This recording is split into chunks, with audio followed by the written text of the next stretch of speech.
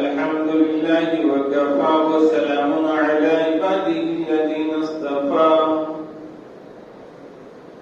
أما بعد فأعوذ بالله من الشيطان الرجيم بسم الله الرحمن الرحيم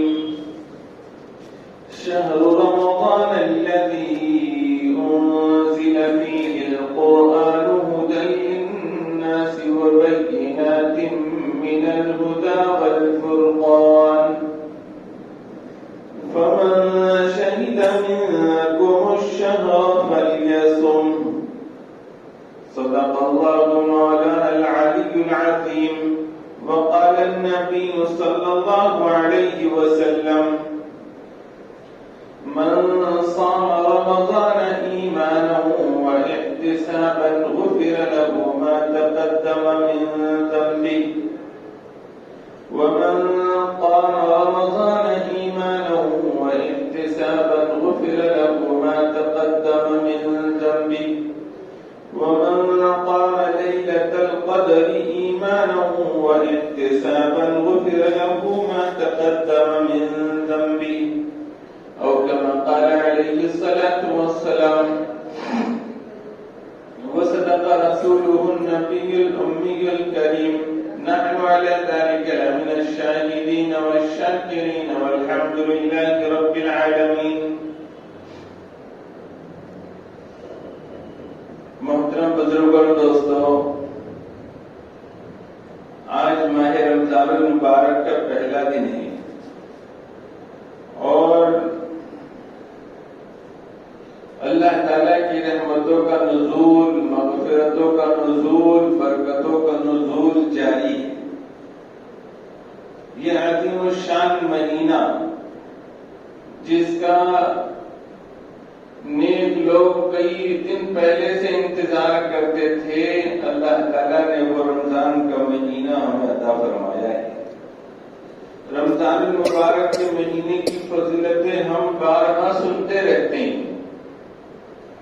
ہم نے ان فضائل کو سننے کے بعد جو اثر لینا چاہیے وہ اثر سامنے نظر نہیں آتا، جبکہ قرآن کریم میں ماہ رمضان المبارک کی فضیلت، روزوں کی فضیلت اور حدیث میں سینکڑوں حدیثوں میں رمضان المبارک کے فضائل، جس کے اندر کے کیے جانے والے کاموں کے فضائل بتائے گئے ہیں. تو اللہ اور اس کے رسول ہم سے کیا چاہتے ہیں کہ ہم لوگ صرف ان فضائل کو سن لیں اور ایک کان سے سن کر دوسرے کان سے چھوڑ دیں؟ نہ، اللہ ہم سے یہ چاہتے ہیں، رسول اللہ صلی اللہ علیہ وسلم ہم سے یہ چاہتے ہیں کہ جب یہ فضائل تم کو سنائے جا رہے ہیں تب تم اس کے مطابق عمل کرو. اللہ رسول ہم سے یہ چاہتے ہیں کہ ہم ان فضائل کو سننے کے بعد عمل پہ لگ جائے، ورنہ اس کے سوا اور دوسرا کوئی مقصد نہیں ہے فضائل سنانے کا. حضور صلی اللہ علیہ وسلم تو ماہ رمضان شروع ہونے کے پہلے ہی صحابہ کو جمع فرماتے، ان کے بیچ میں رمضان المبارک میں کیے جانے والے کاموں کے فضائل سناتے تاکہ وہ ذہنی طور پر تیار ہو جائے. اب اللہ تعالیٰ نے ہمیں رمضان المبارک کا مہینہ عطا فرمایا. جیسے ہی رمضان المبارک شروع ہوتا ہے تو جنت کے دروازے کھل جاتے ہیں، جہنم کے سارے دروازے بند ہو جاتے ہیں، آسمان میں جو اللہ کی رحمت کے دروازے ہیں وہ بھی کھول دیے جاتے ہیں، سرکش شیاطین قید کر دیے جاتے ہیں، اور اللہ کے پاس سے منادی روزانہ اعلان کرتا ہے کہ اے خیر کے چاہنے والے آگے بڑھ اور اے شر کے طالب رک جا، آگے نہ بڑھ. اس مہینے میں اللہ تعالیٰ نیکیوں کا بھاؤ بڑھا دیتے ہیں. ایک نفل اگر کام کیا جائے تو فرض کے برابر ثواب ملتا ہے، اور اگر ایک فرض کام کیا جائے تو 70 فرضوں کے برابر ثواب ملتا ہے. اس مہینے کی بڑی خصوصیات ہے. اس مہینے میں اللہ تعالیٰ بندوں کا رزق بڑھا دیتے ہیں. اس مہینے میں اللہ تعالیٰ بندوں کے لیے آسمان کا نظام، زمین کا نظام حرکت میں لا لیتے ہیں. جنت بھی حرکت میں ہوتی ہے اور پورے جھانک جھانک کر جو ہے تو دیکھتی رہتی ہے اور اس کی طرف سے بھی اعلان ہوتے ہیں. یہ رمضان المبارک کے اندر سارا نظام جو اللہ کا حرکت میں آیا ہے اس وجہ سے کیونکہ اللہ کے پاس اس مہینے کی جو اہمیت اور جو مقام ہے وہ کسی اور مہینے کا نہیں. ویسے سارے مہینے اللہ کے اور سارے مہینوں میں کوئی مہینہ کوئی دن اللہ کی نظر میں منحوس نہیں ہے، لیکن مہینوں کو کچھ فضیلت حاصل ہے. جیسے 12 مہینوں میں 4 مہینے حرمت والے وہ بڑے ہیں، پھر ان میں بھی بڑا مہینہ ماہ رمضان المبارک کا مہینہ سارے مہینوں سے افضل ہے، حرمت والے مہینوں سے بھی زیادہ. ہم کو اللہ تعالیٰ نے جب یہ رمضان کا عظیم مہینہ عطا فرمایا ہے تو ہم نے شکر گزاری کرنی چاہیے. ہمارے دل میں خوشی امڑ رہی ہو، ہمارے زبان پر الحمدللہ کی صدائیں ہو اور ہمارا دماغ روشن ہو کہ اللہ تعالیٰ نے ایسا عظیم اور بابرکت مہینہ عطا فرمایا اور دعا کا اہتمام ہو. حضور صلی اللہ علیہ وسلم جیسے ہی رمضان کا مہینہ شروع ہوتا تو صحابہ کو دعا سکھایا کرتے تھے. اللہم سلمنی لرمضان وسلم رمضان علی وسلم لی متقبلا، کہ اے اللہ مجھے رمضان المبارک کے لیے صحت سلامتی کے ساتھ رکھیے اور رمضان کا جو پورا وقت ہے اس کو بھی میرے لیے امن سلامتی والا رکھیے اور سلامتی کے ساتھ عافیت کے ساتھ امن کے ساتھ ہماری رمضان کی عبادتیں قبول فرمائیں. یہ بہت عظیم مہینہ ہے. اللہ تعالیٰ نے اس مہینے میں جو انعامات رکھے ہیں اور مغفرت کا جو سامان رکھا ہے اور اس مہینے میں رحمت کا جو سامان رکھا ہے تو اس کو بزرگوں نے لکھا کہ ایسا ہے جیسے کہ عام دنوں میں ندیاں بہتی ہو اور کوئی وقت آتا ہے سیلاب کا، تو یہ اللہ کی رحمتوں کے سیلاب کا مہینہ ہے. جیسے سیلاب میں اچھے تناور درخت اور اچھے مضبوط محلات بھی ہل جاتے ہیں، تو ایسے ہی رحمت کا یہ طوفان اور رحمت کا یہ جو سیلاب اللہ تعالیٰ کا رمضان کے مہینے میں آتا ہے تو اچھے گنہگار ہل جاتے ہیں اور ان کی گناہوں سے بھری ہوئی عمارت اور ان کے درخت یہ ہل جاتے ہیں اور رحمت کا حصہ ان کو نصیب ہوتا ہے. کچھ لوگوں کو چاہنے کے بعد اور کچھ لوگوں کو نہ چاہے بھی اس سے رحمتیں نصیب ہوتی، لیکن اس مہینے کی اصل قدر شکر گزاری اور اس مہینے کا اصل احترام تو یہ ہے کہ ہم شعور کے ساتھ سمجھ کر اپنا ایک نظام الاوقات بنا کر چند کاموں کو خصوصیت کے ساتھ انجام دے تو پھر یہ رمضان المبارک کا مہینہ حقیقت میں ہمارے لیے رحمت مغفرت جہنم سے خلاصی اور پھر اللہ نے جتنے کچھ انعامات رکھے ان انعامات کے ہم انشاءاللہ مستحق ہوں گے. اور اگر ہم لوگ ناقدری کے ساتھ ماہ رمضان المبارک کی ناشکری کے ساتھ اور ماہ رمضان المبارک کی بے حرمتی کے ساتھ وقت گزاریں گے تو پھر وہ فضائل ہمیں نصیب نہیں ہوں گے جو ہونے چاہیے، بلکہ الٹے وبال کے ہم مستحق بنیں گے. ماہ رمضان المبارک کی ایک بڑی عبادت اہم عبادت رمضان کا روزہ ہے. ظاہر سی بات ہے کہ اگر ماہ رمضان المبارک میں سے روزہ نکال دو تو پھر ماہ رمضان المبارک کہاں رہے گا؟ اصل عبادت ماہ رمضان المبارک کی روزہ ہے اور یہ رمضان المبارک کے روزے یہ فرض ہے، فرض عین ہے. اسلام کے جو 5 ارکان ہیں اس میں سے ایک رکن ہے اور یہ روزہ ہر بالغ مرد عورت پر فرض ہے جو مسلمان ہو. ہاں کوئی اگر مسافر ہو اور وہ سحری کا وقت ایسے وقت میں اس کے لیے ہوا کہ وہ سفر میں نکل چکا تھا 177 کلومیٹر کے اپنے شہر کو چھوڑ چکا تھا، اب اس کو راستے میں سحری کا وقت ہوا تو اب اس کو اختیار ہے روزہ رکھے نہ رکھے. لیکن اگر اپنے مقام پر تھا 10-11 بجے نکلنا ہے تو ابھی اس کو رخصت نہیں، ابھی روزہ رکھنا پڑے گا۔ اسی طرح سے کوئی بیمار ہے، مریض ہے، اور ایسا بیمار ہے کہ اس کے صحت کو ناقابل برداشت نقصان ہونے والا ہے یا جان کو خطرہ ہو جائے گا، تو ایسی تکلیف، کمزوری، بیماری کی صورت میں بھی شریعت اجازت دیتی ہے کہ روزہ نہ رکھے۔ لیکن ایسے کمزور، بیمار، لاچار آدمی کے علاوہ اور مسافر کے علاوہ ہر مسلمان مرد عورت پر جو بالغ روزہ فرض ہے۔ ہاں، اگر وہ ایسی خاتون ہیں کہ جس کو ماہانہ ایام چل رہے ہو یا پھر ڈلیوری کے بعد میں ان کے خون جاری رہنے کا وقت ہو تو ایسی عورتوں کے لیے روزہ رکھنا حرام ہے۔ لیکن بعد میں ان سب لوگوں کو قضا کرنی ہے جن کو اس مہینے میں روزہ نہ رکھنے کی اجازت ہے تو نہیں رکھا انہوں نے۔ اسی طرح سے ان کے اوپر حرام تھا کہ سحری کی درمیان میں اب ایام شروع ہو گئے کسی خاتون کو تو فوراً ان کو اپنا روزہ توڑنا ہے ورنہ وہ گنہگار ہو۔ اور یہ پھر یہ جو دن ہے اور اس کے بعد جتنے دن ان کے ایام کے ہوں گے ان روزوں کی بات میں ان کو قضا کرنی ہے۔ نمازیں تو ان دنوں میں خواتین کو معاف ہوتی ہے لیکن روزے معاف نہیں ہوتے، وہ تو قضا کرنے پڑتے ہیں اور بعد میں جا کے اس کی قضا ہوگی۔ اور چونکہ وہ طبعی عذر ہے، شرعی عذر ہے، اس وجہ سے ان کا ثواب کم نہیں ہوگا بعد میں قضا کرنے کی وجہ سے۔ ورنہ عام مسلمانوں پر رمضان المبارک کے مہینے میں روزہ فرض ہے۔ اور فرض کی کیا اہمیت ہوتی ہے؟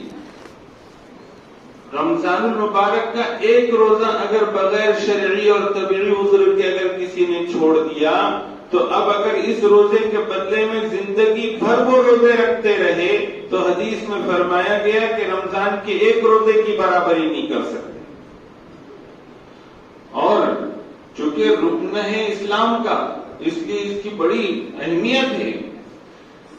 جن لوگوں کو شرعی اعتبار سے اجازت ہے روزہ نہیں رکھنے کی ان لوگوں کو بھی حکم ہے کہ ضرورت کے تحت اگر وہ کچھ کھائے بھی تو وہ چوری چھپے کھائے، لوگوں کے سامنے نہ کھائے تاکہ ماحول روزے داروں جیسا لگے سب کا سب۔ بلکہ یہاں تک لکھا ہے کہ اگر کوئی اسلامی مملکت ہو اور اس میں اگر کوئی جان بوجھ کے روزہ چھوڑا ہوا دکھائی دے، رمضان کی ناقدری کرتا ہوا دکھائی دے، تو پھر حکومت کو یہ اجازت ہے کہ اس کو سزائے موت دے، یعنی کہ اتنا بڑا جرم ہے۔ تو نوجوان ہو، بوڑھے ہو، اس مہینے میں روزے کا خصوصی اہتمام ہونا چاہیے۔ اگر رمضان سے کچھ لینا ہے تو روزے رکھو، ایسا سمجھیے رمضان المبارک کی جان روزہ ہے تو روزے کا خصوصی اہتمام ہو۔ دوسرا کام جو کرنے کا ہے وہ ہے نمازوں میں کثرت۔ 5 وقت کی نماز تو سال بھر کی ہے اور وہ 5 وقت کی فرض نمازیں پڑھنا یہ انتہائی ضروری ہے ہر مسلمان کے لیے، کیونکہ نماز اسلام کی جان ہے۔ اور نماز پڑھنا یہ اس بات کی علامت ہے کہ میں نے اپنا رشتہ اسلام سے رکھا ہے، اور نماز نہ پڑھنا فرض نماز 5 وقت کی وہ اس بات کی علامت ہے کہ میرا اسلام سے کوئی تعلق نہیں۔ تو نماز کی سال بھر کی اہمیت ہے، لیکن رمضان المبارک کا مہینہ ہے تو اس میں اور زیادہ اہتمام سے نماز ہونی چاہیے اور اس نمازوں میں اضافہ ہونا چاہیے۔ کہ جو حضرات 5 وقت کی فرض نماز پڑھتے تھے اور سنتیں چھوڑ دیتے تھے، اب ان کو چاہیے کہ رمضان المبارک میں سنتوں کا بھی اہتمام کریں۔ جو غیر رمضان میں سنتیں اور فرض پڑھتے تھے، نفل چھوڑ دیتے تھے، اب ان کو چاہیے کہ رمضان المبارک میں نفلوں کا بھی اہتمام کریں۔ جو غیر رمضان میں نفل بھی پڑھتے تھے، اب ان کا کام یہ ہے کہ نوافل میں سب سے افضل نماز تہجد کی نماز ہے، تو تہجد کی نماز کا خصوصی اہتمام کرے، اشراق، چاشت، اوابین کا اہتمام کرے۔ اور جو لوگ تہجد بھی پڑھتے تھے وہ اور زیادہ اضافہ کرتے اپنی قیام میں اور عبادتوں میں۔ غرض یہ کہ رمضان المبارک میں نمازوں کے اندر اضافہ ہو، جو سال بھر کرتے تھے اس سے زیادہ ہو۔ اس میں ایک خصوصی نماز تراویح کی رکھی گئی ہے تو اس کا بھی خصوصی اہتمام ہو. تراویح کی 20 رکعات پورے 30 دن پڑھنا یا 29 دن پڑھنا یہ سنت موقدہ ہے. اگر کسی نے اس کو چھوڑا جان بوجھ کے تو پھر وہ گنہگار ہوگا. مرد ہو یا عورت کو بھی گھر پہ پڑھنی ہے تراویح کی 20 رکعت. الم ترا سے ہی کیوں نہ ہو, اس کو خود قرآن کریم یاد ہو تو وہ خود پڑھے, یاد نہ ہو تو پھر اب وہ الم ترا کے ساتھ 20 رکعت تراویح کی نماز وہ خود اپنے گھر پر پڑھے. ہر مرد کو بھی ضروری ہے کہ وہ 20 رکعت تراویح کی نماز میں پورا مہینہ کوتاہی نہ کرے. جہاں قرآن کریم سننے کا اہتمام ہو رہا ہے وہاں تو لوگ کچھ اہتمام کر لیتے ہیں, لیکن جیسے ہی قرآن کریم مکمل ہو گیا 10 دن میں, 20 دن میں, 25 دن میں, 27 دن میں, تو پھر اس کے بعد کی تراویح کی نماز میں لوگ نظر ہی نہیں آتے, بالکل کم ہو جاتے. وہ ایسا سمجھتے ہیں کہ سنت ہے قرآن کریم کا سننا, تو ہم نے سن لیا, اور ان کے ذہن میں یہ نہیں ہوتا کہ قرآن کریم کی تلاوت سننے سے زیادہ بڑی سنت 20 رکعت تراویح کا پڑھنا ہے.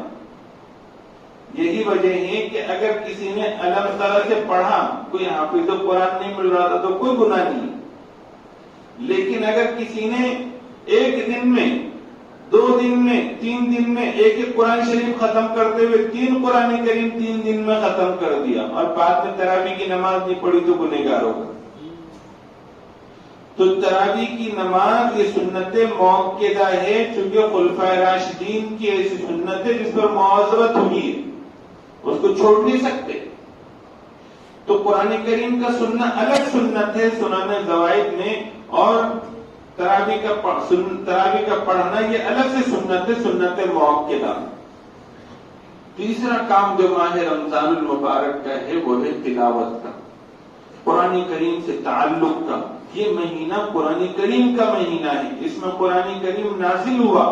حضور صلی اللہ علیہ وسلم پر سب سے پہلی وحی اسی مہینے میں آئی, اور پھر قرآن کریم نے بتایا کہ لوح محفوظ سے آسمان دنیا پر جو قرآن کریم نازل ہوا تو وہ شب قدر میں نازل ہوا. اِنَّا أَنزَلْنَاهُ فِي لَيْلَةِ الْقَدْرِ, اور شب قدر رمضان کے مہینے میں, آخری عشرے میں. یہ پورا کے پورا مہینہ جو ایسے اعزاز والا ہے تو یہ قرآن کریم کی وجہ سے.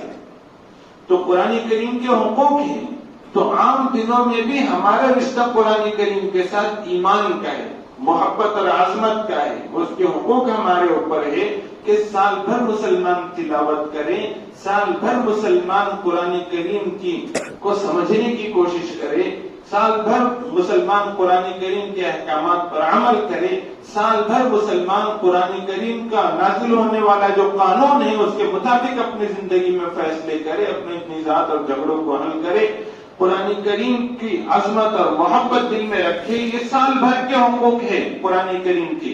لیکن جو رشتہ سال بھر ایک مسلمان کا قرآن کریم سے ہے, اس مہینے میں اس میں اضافہ ہونا چاہیے کہ یہ سارے حقوق اس مہینے میں اس کے زندہ اور تابندہ ہونا چاہیے. اس لیے ہر مسلمان کو چاہیے کہ قرآن کریم کی اگر وہ سال بھر تلاوت نہیں کرتا تھا تو اس مہینے میں ضرور سے تلاوت کرے, اور سال بھر تلاوت کے عزم کے ساتھ کرے, اور جو سال بھر تلاوت کرتے تھے اس مہینے میں اپنی تلاوت کو بڑھا دے. جو 1 پارہ پڑھ سکتا ہو روزانہ 1 پارہ پڑھ کر کم سے کم پورے مہینے میں قرآن کریم ختم کرے. جو 3 پارے پڑھ سکتے وہ 3 پارے روزانہ پڑھ کر 3 قرآن کریم ماہ رمضان المبارک میں ختم کرے. خوش نصیب ہے وہ لوگ جو 5-5, 6-6 پارے روزانہ کی تلاوت کرتے ہیں اور قرآن کریم کو ختم کرتے ہیں. پورے مہینے میں 6 یا 5 قرآن کریم ختم کرتے ہیں. تو قرآن کریم کی یہ جو 30 پارے ہیں اس کو پڑھنے کے سلسلے میں اپنی ایک ترتیب بنا لے. کاروبار میں ہو, گھر پر ہو, قرآن کریم کو ساتھ میں رکھ کر پوری عظمت اور محبت کے ساتھ اس کی تلاوت کی جا سکتی. تو اس کی تلاوت کا اہتمام, پھر قرآن کریم کی عظمت کا اہتمام, اس کو سمجھنے کا اہتمام, اور اس کو قرآن کریم کے جو احکامات آج تک ہم نے سنے ہیں یا سن رہے ہیں اس کو فوراً اپنی زندگی میں لانے کی کوشش. اور کچھ معاملہ ہو جائے تو قرآن کریم کی روشنی میں فیصلے کروانا, یہ قرآن کریم کے حقوق ہے جو اس مہینے میں اس پر اہتمام اور کثرت کے ساتھ عمل ہونا چاہیے۔ پھر ایک کام جو ماہ رمضان المبارک کا خصوصیت کے ساتھ کرنے کا ہے وہ ہے راتوں کا قیام۔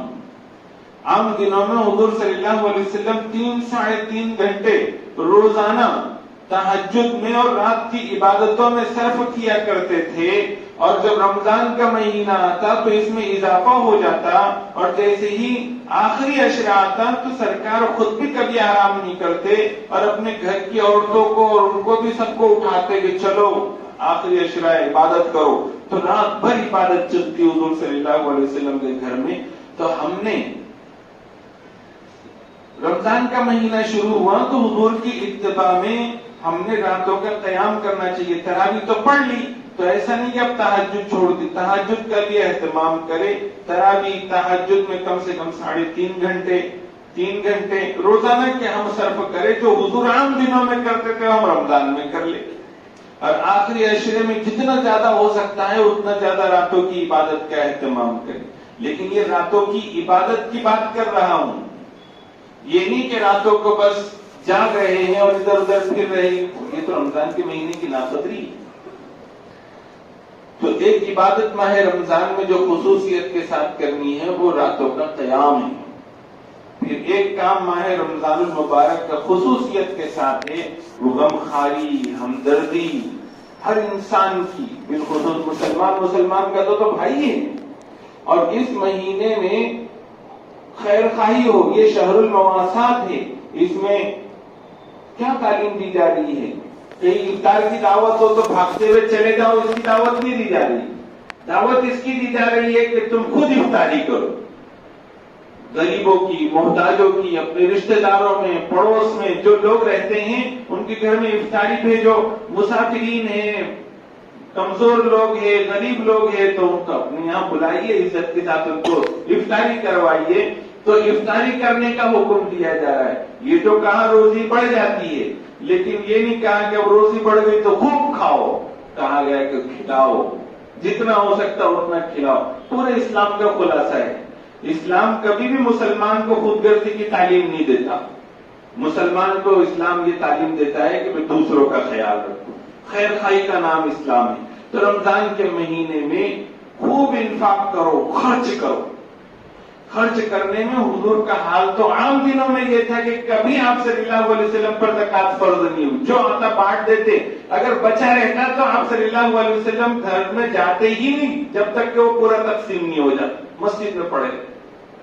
لیکن رمضان کے مہینے میں حدیث میں ہے کہ آپ کی سخاوت عام دنوں کے مقابلے میں بہت بڑھ جاتی، ایسا لگتا جیسے تیز آندھی آ گئی ہو، اللہ کے رسول کی سخاوت اتنے سخی ہو جاتی۔ حدیث میں فرمایا کہ حضور صلی اللہ علیہ وسلم کے پاس رمضان میں اگر کوئی مانگنے والا آتا تو سرکار کبھی اس کو خالی ہاتھ نہیں جانے دیتے، اور سرکار کو معلوم ہو گیا کہ فلان قیدی ہے، جیل میں ہے، تو اس کو چھڑائے بغیر نہیں رہتے۔ تو رمضان کا مہینہ خوب خرچ کرنے کا مہینہ ہے، صحابہ حضور کی نقل میں خوب خرچ کیا کرتے تھے۔ اس مہینے کو جب ہم رمضان کا مہینہ سمجھتے ہیں تو پھر ہمارے لیے ضروری ہے کہ ہم اس میں خوب خرچ کریں۔ ایک تو زکوٰۃ ہے جو فرض ہے خرچ کرنا، چاہے رمضان ہو یا نہ ہو، زکوٰۃ تو واجب ہے اور ہر صورت میں دینی ہے، لیکن زکوٰۃ کے علاوہ جو نفلی صدقات ہے وہ بھی کثرت کے ساتھ اس میں دے، ہدیہ تحفہ دے، ایک دوسرے سے محبتوں کو بڑھانے کا ذریعہ بنے۔ جس کسی سے خونی رشتہ ہے، دینی رشتہ ہے، عظمت والا رشتہ ہے، محبت والا رشتہ ہے، تو پھر ایک دوسرے کو ہدیہ دینے سے اس میں مضبوطی پیدا ہوتی۔ تحادو تحابو یہ حضور صلی اللہ علیہ وسلم نے بھی حکم دیا، ایک دوسرے کو ہدیہ تحفہ دیا کرو اور محبتیں بڑھاؤ۔ تو ہدیے کا بھی نظام بناؤ، صدقے کا نظام بناؤ، اسی طرح سے زکوٰۃ کو صحیح طریقے سے ادا کرنے کا نظام بناؤ۔ تو ایک کام یہ بھی ہے، مدارس والے آتے ہیں اور دوسرے سماجی خدمت کرنے والے آتے ہیں، ان کی عزت اور احترام کے ساتھ ان کی معاونت کا سلسلہ اپنے پاس جاری رکھو، لینے والوں کو اپنا محسن سمجھو، دے کر احسان جتانا یہ اپنے صدقے کو، زکوٰۃ کو برباد کر دینا ہے۔ دے کر تکلیف دینا، یہ بھی اپنے صدقے اور زکات کو باطل کر دینا ہے۔ قرآن کریم نے اس سے منع کیا ہے، تو اس چیز کا خاص خیال رکھا جائے اور رمضان المبارک کی ناقدری سے خوب بچنے کی کوشش کی جائے، کیونکہ رمضان المبارک کی ناقدری کرنے والے اللہ تعالیٰ کی نظر میں سال بھر کوئی اہمیت نہیں رکھتے، ان کی کوئی قدر نہیں ہوتی۔ جو رمضان کی قدر کرتے ہیں اللہ تعالیٰ ان کی سال بھر قدر فرماتے ہیں، اور جو رمضان کی قدر نہیں کرتے ان کی اللہ کے پاس کوئی اہمیت نہیں ہوتی۔ آج کل ہم لوگ چھوٹے موٹے کچھ دین کے کام تو کر لیتے ہیں، عبادتیں کر لیتے ہیں، لیکن رمضان کی بڑی ناقدری کرتے چلے آ رہے ہیں، جس سے ڈر ہے کہ کسی عمومی عذاب میں ہم کسی وقت گرفتار نہ ہو جائے۔ ایک ناقدری رمضان المبارک کی تو یہی ہے کہ روزے نہیں رکھتے اور کھاتے پھرتے ہیں۔ ایک ناقدری تو یہی ہے کہ اس مہینے کے اندر ہم لوگ عبادتوں کے کرنے کے بجائے، مسجدوں میں رہنے کے بجائے اور مسجدوں کے ادب و احترام کے بجائے بازاروں کے چکر لگاتے پھرتے ہیں۔ ہماری گھر کی مقبولات بازاروں میں نظر آتی ہے۔ رات کا وقت تو ہوتا ہے، تراویح پڑھ لی، اب اس کے بعد یا تو آرام کریں یا عبادت کریں، تو ٹولے ٹولے بنا کر کبھی ادھر پھرتے کبھی ادھر پھرتے ہیں، اسلام کو رسوا کرنے کا ذریعہ بن جاتے ہیں، لوگوں کے لیے مصیبت بن جاتے ہیں۔ یہ رمضان کا مہینہ تو لوگوں کے لیے رحمت بننے کا تھا، اسلام کو صحیح طریقے سے پیش کرنے کا تھا۔ اب ہمارے اس رمضان اس طرح سے ناقدری کے ساتھ گزارنے کی وجہ سے رمضان کی سختی کی رونق ختم ہو جاتی ہے۔ سب سے بڑی ناقدری یہ بھی ہے کہ ہم لوگ شروع میں تو مسجدوں میں رہتے ہیں اور دھیرے دھیرے مسجد سے دور ہونا شروع ہوتے ہیں۔ پہلے عشرے میں مسجدیں بھر جاتی ہے، دوسرے میں کم ہو جاتی، تیسرے میں اور کم ہو جاتی۔ یہ رمضان کی عزت نہیں ہے، رمضان کی ناقدری ہے۔ ہونا ہی چاہیے کہ پہلے جتنا تھے دوسرے عشرے میں اس سے زیادہ رہے مسجد میں، تیسرے میں اس سے زیادہ رہے۔ جیسے بعض صحابہ شروع چاند دیکھ کر اعتکاف میں بیٹھ جاتے تھے، پھر کچھ صحابہ 10ویں روزے سے بیٹھتے تھے، اور بہت بڑی تعداد وہ رہتی تھی جو آخری عشرے میں اعتکاف میں بیٹھ جائے گے۔ تو ہم لوگ اس کا اہتمام کریں، شب قدر اس مہینے میں اس کا اہتمام کرنا ہے، تو یہ سارے کام کرے۔ دیکھو رمضان کی قدر اور اس کے احترام پر ایک واقعہ یاد آیا نزہۃ المجالس کا، وہ سنا کر بات ختم کرتے ہیں کہ لکھا ہے کہ ایک مجوسی تھا، بت پرست مجوسی تھا، آگ پرست، مشرک، کافر۔ رمضان کا مہینہ چل رہا تھا، اس نے اپنے بچے کو دیکھا کہ وہ کھا رہا ہے۔ اس مجوسی نے کہا کہ کمبخت، ایک مارا اس کو اور کہا کہ کمبخت، مسلمانوں کا رمضان کا مہینہ چل رہا ہے اور تم کھا رہے ہو۔ بچے نے ڈر کے رکھ دیا۔ اب اتفاق کی بات کہ کچھ دنوں کے بعد اس کا انتقال ہو گیا اسی۔ تو وہاں کے جو عالم صاحب تھے، ان عالم صاحب نے اس کو خواب میں دیکھا، تو دیکھا کہ وہ تو جنت میں۔ تو پوچھا کہ تم تو مجوسی ہو اور جو کافر اور مشرک کو کبھی جنت میں نہیں جا سکتا، تم کیسے چلے گئے؟ تو اس نے کہا کہ ہاں میں مشرک تھا، مجوسی تھا، لیکن میں نے اپنے بچے کو رمضان کا احترام کرنے کی تعلیم دی، تو اللہ تعالیٰ کو میری ادا اتنی پسند آئی کہ جب میں مر رہا تھا تو اس سے